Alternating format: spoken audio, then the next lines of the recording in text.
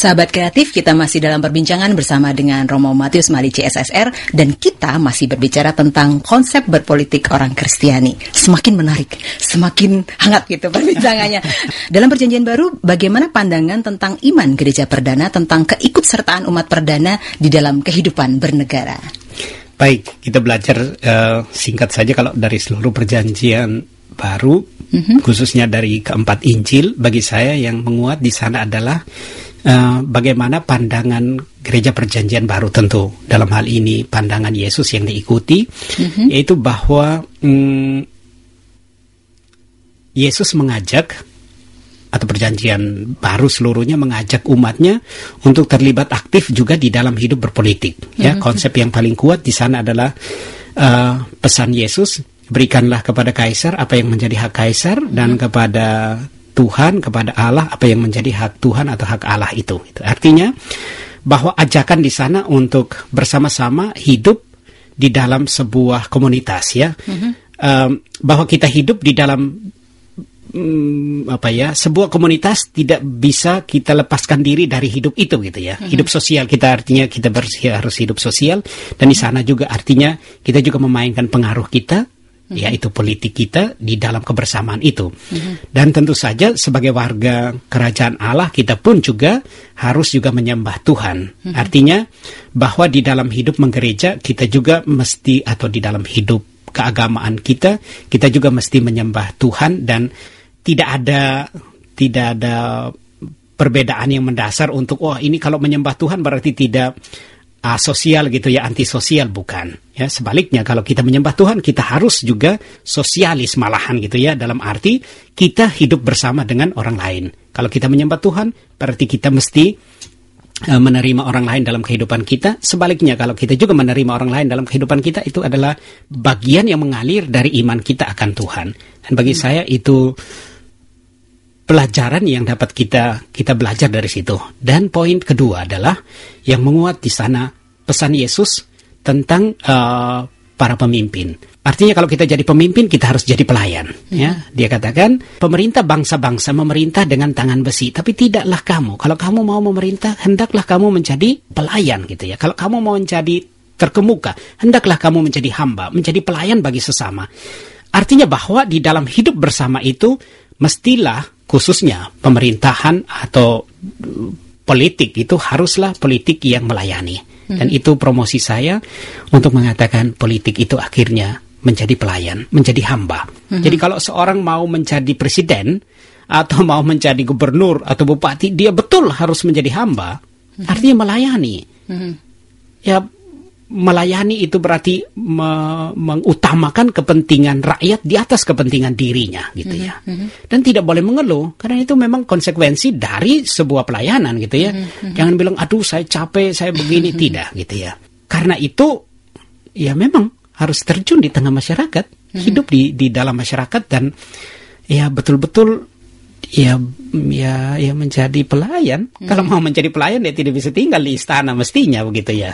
Tidak boleh tinggal di rumah dinasnya, hanya duduk di balik kursi begitu. Tetapi betul dia hidup, dia tahu penderitaan rakyat, dia ada bersama dengan mereka, gitu ya. Being with, gitu ya. Itu yang kuat bagi saya, di mana politik itu memainkan peranan penting, dan itu ditunjuk, atau Yesus menunjukkan diri dengan itu. Dia hadir bersama dengan orang miskin, dengan orang yang sengsara. Banyak hal yang dia buat, tetapi kesannya adalah bahwa dia begitu kuat hadir bersama dengan orang miskin. Nah, Romo, apakah itu yang membuat Romo di dalam kata pengantar buku ini mengatakan bahwa Yesus itu dalam tanda petik tokoh politik? Ya, saya mengatakan itu Yesus tokoh politik dalam arti itu. Dia tentu tidak ikut partai politik tertentu, tidak juga. Tetapi dengan mengambil sikap berpihak kepada orang miskin, itu bagi saya adalah posisi politik dia di dalam tawar-menawar di dalam hidup berbangsa zaman itu, gitu ya, zaman dia hidup bernegara zaman dia itu, untuk menunjukkan bahwa dia membela orang miskin. Artinya politik itu berarti melayani orang miskin, dan dia ingin menunjukkan itu kepada para penguasa. Dan bagi saya itu adalah hal yang positif, betul, yang patut kita belajar dari Tuhan Yesus tentang politik itu. Baik Romo. Nah, dari seluruh tulisan di dalam Perjanjian Baru ini ada tokoh lain yang muncul gitu ya. Paulus adalah tokoh yang paling populer karena dia adalah tokoh yang paling berpengaruh setelah Yesus Kristus. Nah, bagaimana Rasul Paulus ini memperlihatkan hubungan antara negara dengan gereja, Romo?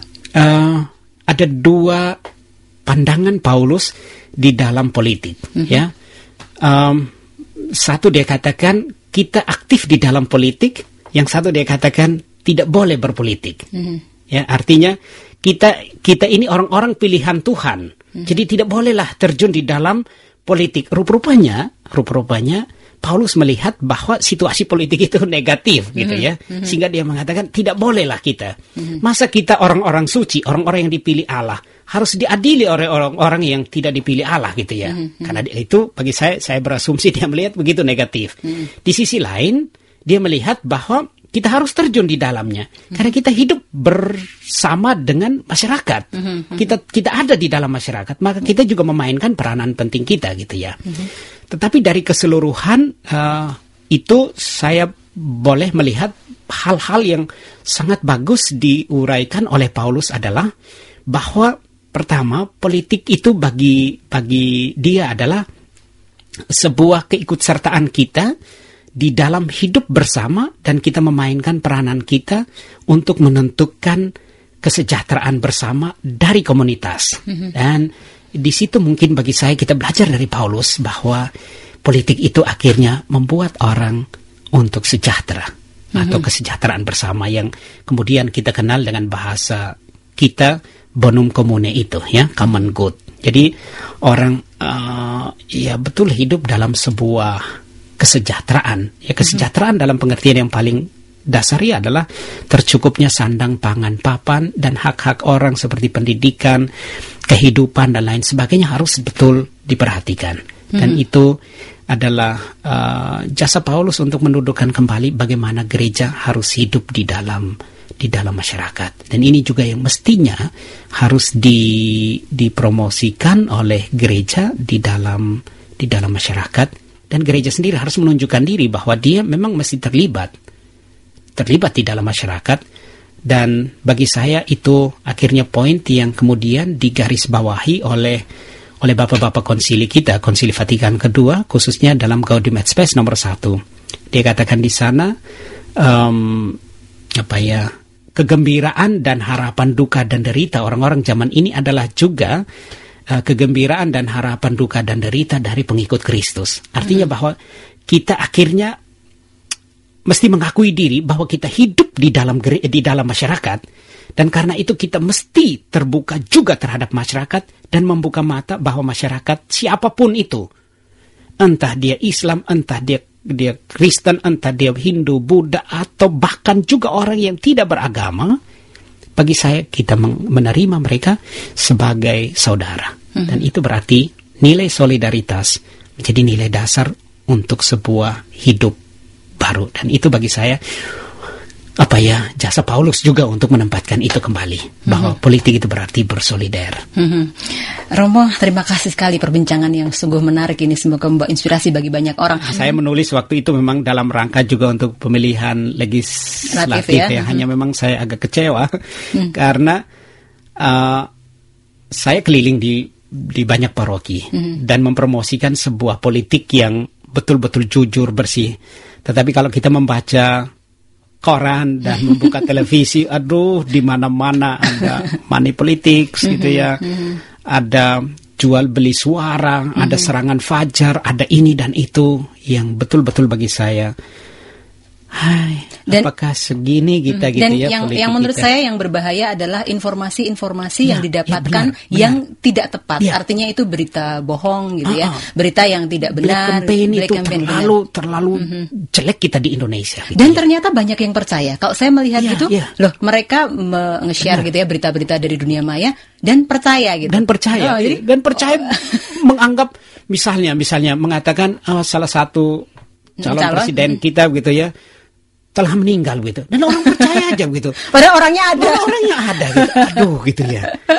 Atau apalagi seperti tadi sudah kita katakan, diskusikan, dia ini dulu tamatan dari sekolah ini gitu ya. Dia beragama ini gitu. Hal-hal yang absurd yang orang omong. Dan kita percaya gitu ya. Akhirnya menjadi kepercayaan buta gitu. Kepercayaan buta. Moga-moga kita mata kita ini melek gitu ya. Mata kita terbuka untuk melihat bahwa politik yang sejati adalah politik yang jujur, yang adil, yang benar, dan betul-betul omong apa adanya begitu ya. Nah, semoga buku ini bisa menjadi inspirasi. Moga-moga gitu. Tujuan penulisan pasti seperti itu. Nah, saya menulis pada kata pengantar, saya bilang karena kita menghadapi 2 hajat besar, yaitu pemilihan pileg gitu ya, legislatif, dan kemudian pilpres. Moga-moga ini mencerahkan kita, tapi sedikit optimis di dalam ketidakpastian, di dalam pesimisme ini gitu ya, karena rupa-rupanya masyarakat kita ini perlu terus-menerus pendidikan politik bagi saya gitu ya, supaya kita betul-betul belajar mencerna apa yang baik, apa yang benar, apa yang sungguh-sungguh terjadi, dan mengatakan sesuatu dengan benar gitu loh. Dan mungkin apa yang kita pikirkan baik, kemudian juga kita memiliki pengetahuan yang baik dan dijadikan buku seperti ini, semoga juga bisa menjadi salah satu sumber informasi yang bisa dipercaya oleh masyarakat. Nah, setelah buku ini, Romo mungkin sedang mempersiapkan untuk buku berikutnya. Boleh sedikit misalnya tentang apa, temanya tentang apa? Saya masih mau bertahan pada politik, tetapi saya lebih mengkajinya dari segi moral, tetapi moral dan etika. Saya mau melihatnya dalam perjalanan dialektik antara gereja dan politik gitu ya. Dalam pengertian itu bagaimana di dalam perjalanan hubungan antara gereja dan negara, khususnya dengan paus gitu ya, yang juga memainkan peranan yang penting di dalam kehidupan bermasyarakat, dan mungkin juga tidak lepas dari pengaruh-pengaruh yang mungkin untuk mempertahankan kekuasaan misalnya begitu ya. Saya akan mau mencoba mengkajinya begitu lagi, dan harapan saya adalah bahwa kita belajar dari sejarah tentang hubungan gereja dan masyarakat, supaya kita juga mampu untuk gereja kita sekarang bagaimana kita menempatkan di dalam kehidupan kita bersama begitu ya. Saya berharap bahwa, atau saya melihat bahwa apa yang terjadi di Indonesia, hubungan antara gereja kita, gereja Katolik dengan masyarakat, itu satu hubungan yang cukup baik gitu ya. Mungkin kita belajar dari gereja Konsili Vatikan kedua yang mengajak kita untuk betul-betul terlibat dalam hidup masyarakat. Dan saya bersyukur bahwa gereja kita aktif di dalam hidup bermasyarakat. Bagi saya itu karena ditopang oleh awam kita yang cukup baik dan sangat baik terlibat di dalam masyarakat. Akhirnya bagi saya, gereja kalau dia terlibat di dalam masyarakat itu ansihnya betul, yang sejatinya adalah awamnya yang terlibat gitu ya. Dan itu saya selalu di paroki-paroki mendorong awam untuk terlibat di dalam politik. Dan sekali lagi supaya memberi warna pada politik, bahwa politik ini suci. Panggilan kita, Allah sendiri memanggil kita untuk terlibat dalam hidup bermasyarakat, hidup bersosial, dan itu adalah politik. Baik. Itu harapan saya demikian ya, supaya politik ini bisa menjadi politik yang suci. Baik. Panggilan yang suci. Baik, terima kasih banyak sekali lagi untuk perbincangan kali ini, dan kami tunggu karya berikutnya. Terima kasih banyak ya. Terima kasih banyak untuk para pendengar sekalian. Semoga memberi inspirasi kepada Anda sekalian untuk bagaimana kita sedikit demi sedikit, pelan but sure gitu ya, slowly but sure, kita menghantar bangsa kita ini untuk berpolitik yang benar, yang baik, yang suci. Baik, Romo. Sahabat kreatif yang terkasih di dalam Tuhan, semoga perbincangan kali ini bisa membawa inspirasi baru bagi sahabat semua. Sampai bertemu lagi dalam program Minggu Kasih Pro 2 berikutnya. Mari kita berbagi damai dan kasih kepada semua orang di setiap kesempatan yang kita miliki.